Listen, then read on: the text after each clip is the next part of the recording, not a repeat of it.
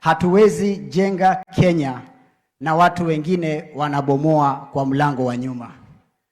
Jana, Your Excellency, mimi siangaliagi TV sana, iko na propaganda mingi, lakini jana nilitazama nikaangalia kidogo.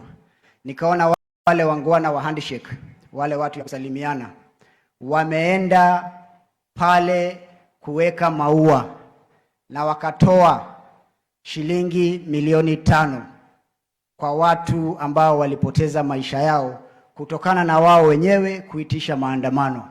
Mimi nataka nimwambie Uhuru Muigai Kenyatta na Raila Odinga, wakati wa handshake watoto wetu waliuawa kupitia serikali yenu ya udhalimu.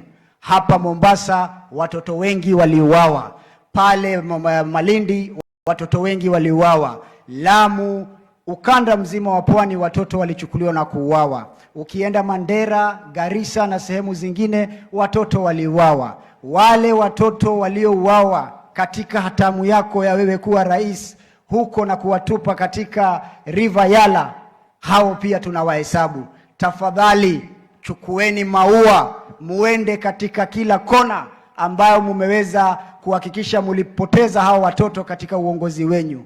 Na sisi hatutakubaliana na kauli mbiu hiyo yenyu, kwa sababu Your Excellency, aliyekuwa rais, aliyekuwa prime minister, aliyekuwa vice president, eti wanachanga shilingi milioni 5 kwa maafa ambao wao wenyewe wamesababisha.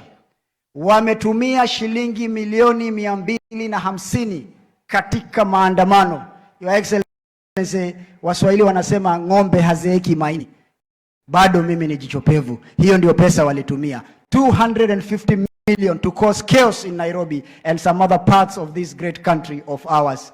Today you are dancing on the graves of our children and we are not going to allow you to do that. Badi mheshimiwa, please wachana na mawe. Hapa nimesikia ukiomba kazi, ukisema vijana wapewe kazi. Ukianza kurusha mawe, hii kazi itapatikana? Si tutaharibu.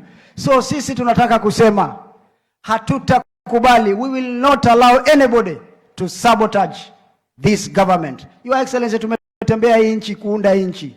This country belongs to the hustlers.